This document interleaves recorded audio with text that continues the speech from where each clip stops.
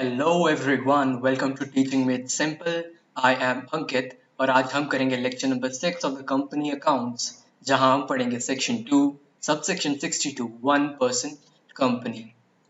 One person company आज से पहले कभी भी इंक्लूड नहीं था कहीं पे भी। ये कब आया? ये कंपनीज एक्ट 2013 जब नया एक्ट बन के आया, इससे पहले 1956 था। जब 2000 बन के आया तब बात करी गई वन पर्सन कंपनी के बारे में। और आज हम समझेंगे कि एक वन पर्सन कंपनी होती क्या है, क्या करती है, कैसे फंक्शन करती है, कितना उसका मिनिमम पेड अप कैपिटल होता है, उसे कितने डायरेक्टर्स चाहिए होते हैं, क्या उसे नॉमिनी बना सकते हैं, बनाना पड़ता है या नहीं पड़ता है, और इन सब चीज़ों की आज अपन हम बात करेंगे। So this session is going to be a complete theory session, which is by the way really important when it comes to class 12, because theory portion में वन पर्सन कंपनी के बारे में थोड़ा सा कुछ ना कुछ पूछा जा सकता है। तो चलिए शुरू करते हैं। बट वेट, शुरू करने से पहले अगर आप यहाँ नए हैं तो I am humbly going to request you to please like, comment and subscribe to the channel, because that is going to really help me out a lot in making videos further. So let's begin today's lecture by understanding what is one person company. ठीक है भाई, जो ये one person company है ना, one person company है ना, ये बोलती है वन पर्सन कंपनी, ध्यान से सुनना मेरी बात को। One person company, a one person company is a company which has one person as its member। एक ऐसी कंपनी जिसमें एक ही पर्सन मेंबर हो, उसे क्या कहेंगे हम?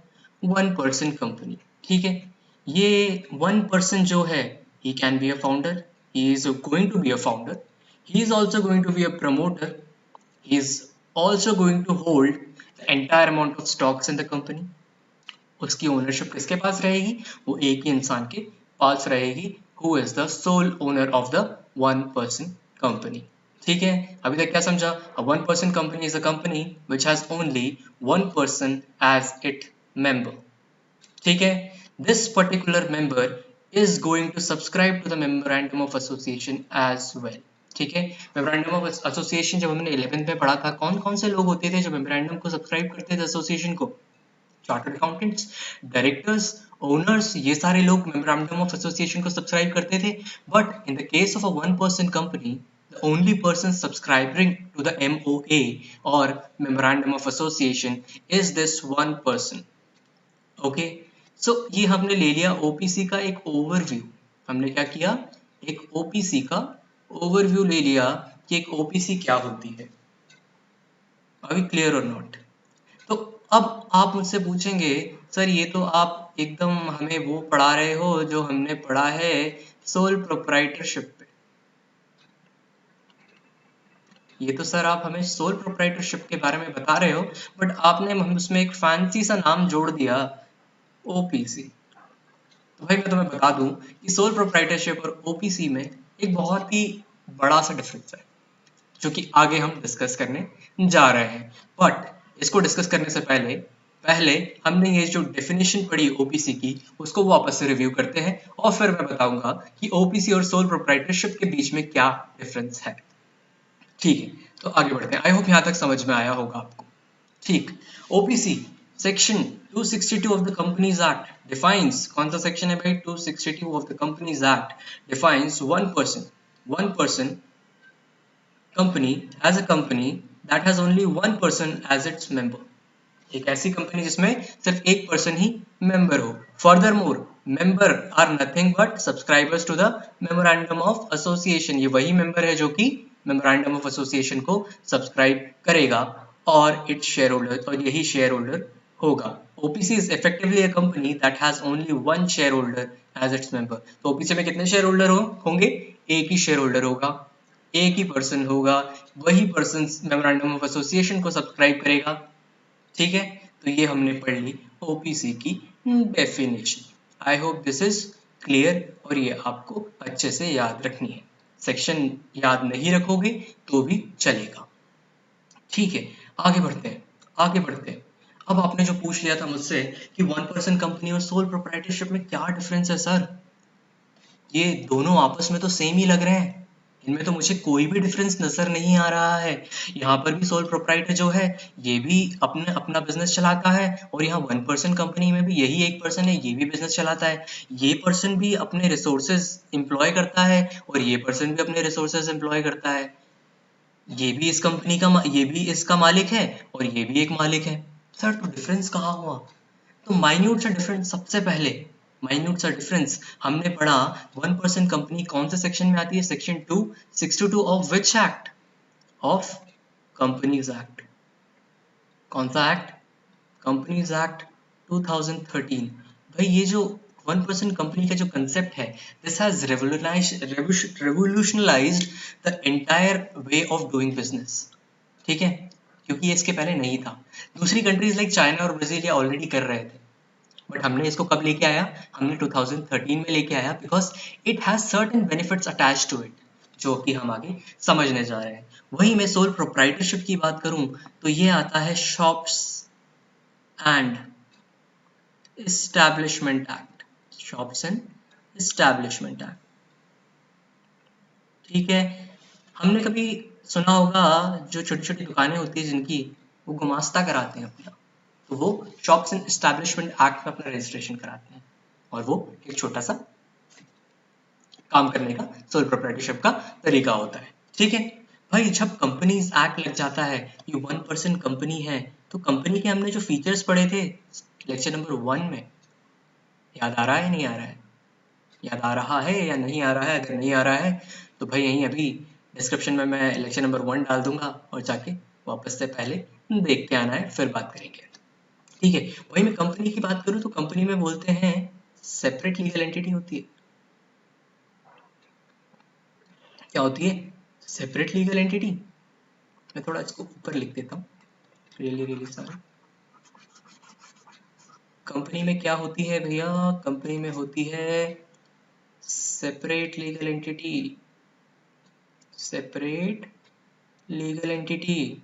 ये हमने पढ़ा था, सेपरेट लीगल एंटिटी क्या कहता है? सेपरेट लीगल एंटिटी कहता है बिजनेस और बिजनेसमैन अलग अलग है। ठीक है, हमने कंपनी को क्या बोला था? और हमने बोला था company is an artificial person, artificial person. फिर हमने परपेचुअल सक्सेशन की बात कही थी, पर परपेचुअल सक्सेशन का जो कंसेप्ट है वो यहाँ पर नहीं लगता। ठीक है, तो भाई जब सेपरेट लीगल एंटिटी कहीं हमने बोला बिजनेस और बिजनेसमैन अलग अलग है, तो इसका क्या मतलब हुआ कि बिजनेस के एसेट्स अलग, बिजनेसमैन के एसेट्स अलग। डेफिनेटली बिजनेस के अपने एसेट्स हो सकते हैं और लायबिलिटीज हो सकती है। वहीं मैं सोल प्रोप्राइटरशिप की बात करूं तो ये बोलता है यहाँ पे सेपरेट लीगल एंटिटी का, सेपरेट लीगल एंटिटी का कोई कंसेप्ट ही नहीं। ठीक है, ये एक बड़ा डिफरेंस हो गया। सेपरेट लीगल एंटिटी यहाँ नहीं होती, बट यहाँ पर सेपरेट लीगल एंटिटी होती है। ठीक है, एक कंपनी की अगर मैं लाइबिलिटी की बात करूं, एक कंपनी के पॉइंट ऑफ व्यू से देखूं, मैं एक कंपनी के पॉइंट ऑफ व्यू से देखूं, सॉरी कंपनी के पीओवी से देखूं मैं, तो एक कंपनी की लाइबिलिटी कैसी होती है? एक कंपनी की लाइबिलिटी होती है लिमिटेड। ठीक है, कंपनी की लाइबिलिटी होती है कैसी? कंपनी के जो शेयर होल्डर्स होते हैं उनकी लाइबिलिटी कैसी होती है? उनकी लाइबिलिटी होती है लिमिटेड। लिमिटेड कहाँ तक? जितना उनके पास शेयर्स है, limited to the amount of shares held by them. अगर आपके पास 100 शेयर्स हैं, एक शेयर की कीमत 10 रुपए है, तो आपके कितनी लाइबिलिटी होगी? आपकी 1000 रुपए की लाइबिलिटी होगी, वहीं तक आपकी लाइबिलिटी सीमित है। वही सोल प्रोप्राइटरशिप की मैं बात करूं तो यहाँ पर जो लाइबिलिटी है, this liability is unlimited, this liability is unlimited. तो यही एक डिफरेंस हो गया सोल प्रोप्राइटरशिप और 1% कंपनी के बीच में। जो मेजर डिफरेंस है वो है लाइबिलिटी का और सेपरेट लीगल एंटिटी के कंसेप्ट का। ठीक है, तो लाइबिलिटी यहाँ पर लिमिटेड है 1% कंपनी में, और वहीं सोल प्रोप्राइटरशिप में लाइबिलिटी अनलिमिटेड है। यही एक मेजर डिफरेंस है सोल प्रोप्राइटरशिप और 1% कंपनी के बीच में। ठीक है, आगे बढ़ते हैं और देखते हैं कि एक 1% कंपनी के फीचर्स क्या क्या हो सकते हैं। ठीक है, फीचर में क्या कह रहा है? That a single person can form a private company for any lawful person. भैया अनलॉफुल पर्पस के लिए कोई कंपनी बन ही नहीं सकती है। ठीक है, हमेशा जो भी पर्पस होगा वो लॉफुल होना चाहिए। आप ड्रग्स का बिजनेस नहीं खोल सकते हो। ठीक है, तो एक लॉफुल पर्पस होना चाहिए ओपीसी खोलने के लिए। और कितने लोग खोल सकते हैं? एक खोल सकते हैं, and this is a private company as well. 1% company is a private company. तो मैं डिस्टिंग्विश कैसे करूंगा कि एक 1% कंपनी है? ठीक है, मैं एक कंपनी का नाम ले लेता हूँ, चलो मेरा ही नाम ले लेता हूँ, अंकित लिमिटेड, अंकित प्राइवेट लिमिटेड, क्योंकि मैं एक प्राइवेट कंपनी हूँ। बट मेरे को डिस्टिंग्विश करने के लिए नीचे लिखना पड़ेगा ओपीसी। ठीक है, क्या मैं आपसे एक क्वेश्चन पूछूंगा, क्या आपने अभी तक कहीं पे भी ओपीसी देखी है? मैंने तो देखी है। अगर आपने भी देखी है तो प्लीज मुझे उनका नाम बताइए कमेंट सेक्शन में। ठीक है, आगे बढ़ते हैं फीचर्स के साथ। सिंगल मेंबर, हमें भी पता है भाई ओपीसी 1% कंपनी, क्यों मजाक कर रहे हो यार? 1% मतलब one single person, single share holder, वही बात कर रहे हैं ये लोग यहाँ पर भी। नॉमिनी, ठीक है, नॉमिनी। अब इसको नॉमिनी क्या होता है भाई? हम बैंक में अकाउंट खुलवाते हैं ना, हम बैंक में अकाउंट खुलवाते हैं अपना, तो भाई हमें वो बैंक बोलता है कल को आपको कुछ हो जाता है तो आपका पैसा हम किसे दें?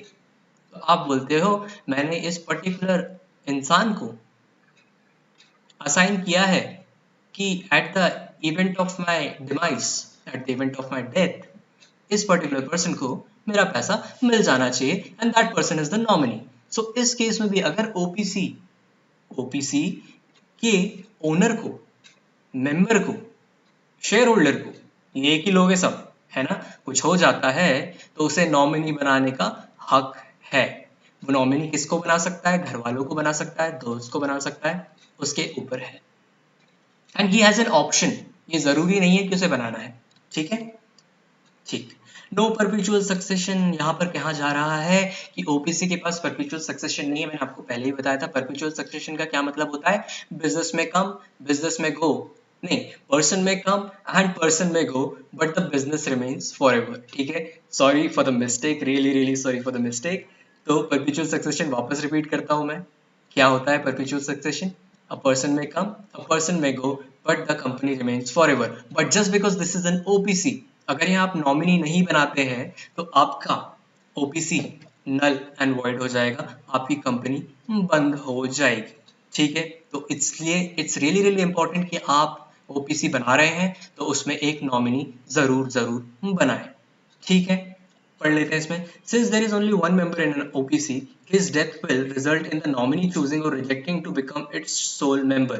ठीक है, यहाँ पर क्या बोल रहा है? नॉमिनी के पास भी हक है कि वो चूज कर सकता है ओपीसी चलाने के लिए, या फिर वो रिजेक्ट भी कर सकता है। आपने अंकित प्राइवेट लिमिटेड, ठीक है, यहाँ का जो भी मेंबर है, he met with a certain accident and he died। ठीक है, अब उसका जो भी नॉमिनी था, जो भी नॉमिनी था, मान के चलो बी नॉमिनी था, अब बी के पास ऑप्शन है कि वो इस ओपीसी को रन कर ले, और दूसरा बी के पास ऑप्शन है कि वो इस ओपीसी के नॉमिनी बनने के लिए रिजेक्ट कर दे। नॉमिनी बन के क्या करे? रिजेक्ट कर दे कि भाई मेरे को नहीं चलाना है। So this is the reason यहाँ पे परपेचुअल सक्सेशन नहीं चलता है। ठीक है, आगे बढ़ते हैं, आगे बढ़ते हैं। मिनिमम वन डायरेक्टर, एक डायरेक्टर तो हमको रखना ही पड़ेगा। ये डायरेक्टर इंडिपेंडेंट होगा, मेरा घर वाला नहीं हो सकता, किसी दूसरे को होगा। डायरेक्टर्स क्या करते हैं? दे ओवरसी करते हैं, दे ओवरसी कि बिजनेस सही से काम कर रहा है या नहीं कर रहा है। They can have a maximum of 15 directors. ठीक है, मिनिमम एक, maximum 15। No minimum paid up capital share, इनसे बोला गया है कि आपको कंपनी को ओपीसी खोलने के लिए आपको minimum paid up share capital, आपको कुछ पैसा लेके आने की जरूरत नहीं है अपने बिजनेस में। ठीक है, आप ओपीसी खोल रहे हैं, आप सारी फाइलिंग्स करिए और एक ओपीसी खोल लीजिए। ठीक, OPC they also have certain privileges, because ये कंपनी है और कंपनी के पास कुछ कुछ प्रिविलेजेस होते हैं जो कि एक सोल प्रोप्राइटरशिप या फिर पार्टनरशिप फर्म के पास नहीं होते हैं। ठीक है, तो दिस इज द रीजन आज की डेट में OPC has revolutionized the entire concept of doing business. क्योंकि लोग आज की डेट में as a one person if he wants to open up a business, वो सोल प्रोप्राइटरशिप की तरफ नहीं जाता है, वो ओपीसी की तरफ जाता है, because they have certain kind of privileges जो कि वो यूज कर सकते हैं। वो प्रिविलेजेस क्या है? अभी अपन ने पढ़ा, वो प्रिविलेजेस थी लिमिटेड लाइबिलिटी, सबसे पहली प्रिविलेज लिमिटेड लाइबिलिटी। बहुत बड़ी बात होती है बिजनेस एंड बिजनेस। यहाँ पर क्या होता है, उसका जितना भी शेयर होल्डिंग है उतने अमाउंट तक की उसकी लाइबिलिटी होगी। So that is a really really good thing. ठीक है, तो ये हो गए हमारे ओपीसी के फीचर्स। ठीक, ठीक। अब आप बात करोगे अब आप बात करोगे मुझसे कि सर ओपीसी तो बना ली, अब मेरी कंपनी ना बहुत बड़ी हो गई है, अब मेरे पास इतना है कि मैं इस ओपीसी को सर प्राइवेट कंपनी बनाना चाहता हूँ। ठीक है, ठीक है। तो मैंने बोला ठीक है भाई बना लो, कोई दिक्कत नहीं है, ओपीसी को प्राइवेट कंपनी बनाया जा सकता है, तुम बना सकते हो। ठीक है, तुमने प्राइवेट कंपनी बनाई, तुमने बहुत टाइम काम किया, फिर बोला सर प्राइवेट कंपनी बहुत टाइम चला ली, अब थोड़ा बिजनेस को आगे बढ़ाना है, तो मैं चाह रहा हूँ कि मैं मार्केट से पैसा रेज करूँ, मैं शेयर्स इशू करके पैसा रेज करूँ, तो पब्लिक कंपनी बनाना चाह रहा हूँ मैं ओपीसी को। ठीक है, मैंने बोला ये भी कर सकते हैं, कर लो भाई, तुम्हें करना है तुम कर लो, फॉर्म आते हैं, फॉर्म भर दो, ओपीसी से कन्वर्जन हो जाएगा प्राइवेट, ठीक है, या फिर ओपीसी से कन्वर्जन हो जाएगा पब्लिक। ठीक है, बट बट यहाँ पर एक क्लॉज है कि तुम्हें 2 साल तुम्हें क्या करना पड़ेगा, ओपीसी बन के रहना पड़ेगा, तभी कर सकते हो, नहीं तो नहीं कर सकते हो। ठीक है, तो तुमने बोला चलो ठीक है, तो ओपीसी से प्राइवेट बन सकते हैं, ओपीसी से पब्लिक कंपनी बन सकते हैं। समझ आया? इतना समझ आ गया? ठीक है।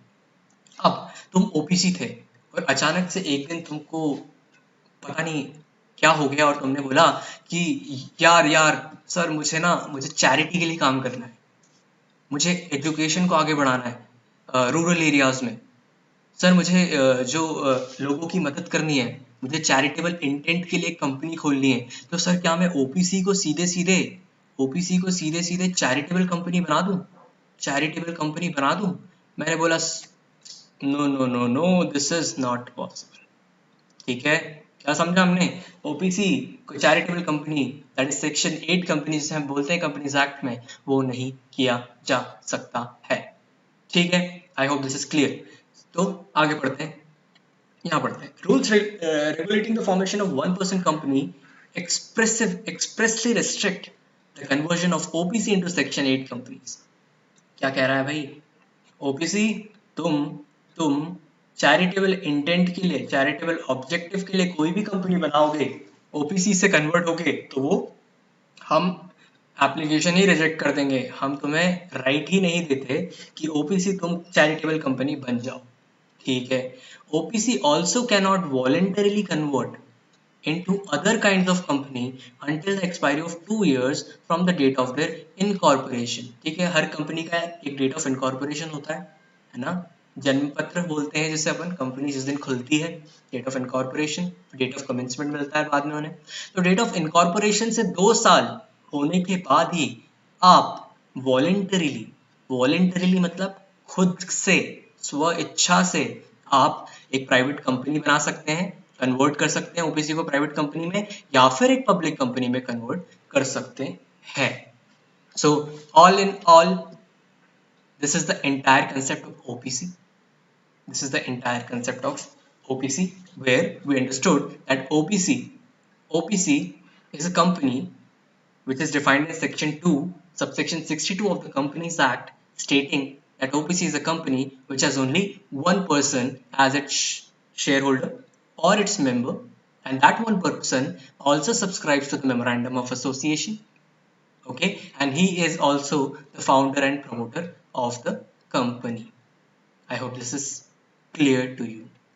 So if you want to understand further कि एक ओपीसी को रजिस्टर कैसे करते हैं, एक ओपीसी को कैसे बनाते हैं, so if you want that lecture, do mention that in the comment section below and I am going to make a video on that as well. ठीक है, सो आज के लिए सिर्फ इतना ही। In case of any doubt, drop your doubts in the comment section below, or you can also reach me through my Instagram and email. So, and also do subscribe, comment and like on this video. Okay, उससे मुझे बहुत ज़्यादा help मिलती है, that actually inspire me to make more of these videos. So this is it for today, thank you so much for watching and I'll see you in the next video. Bye bye.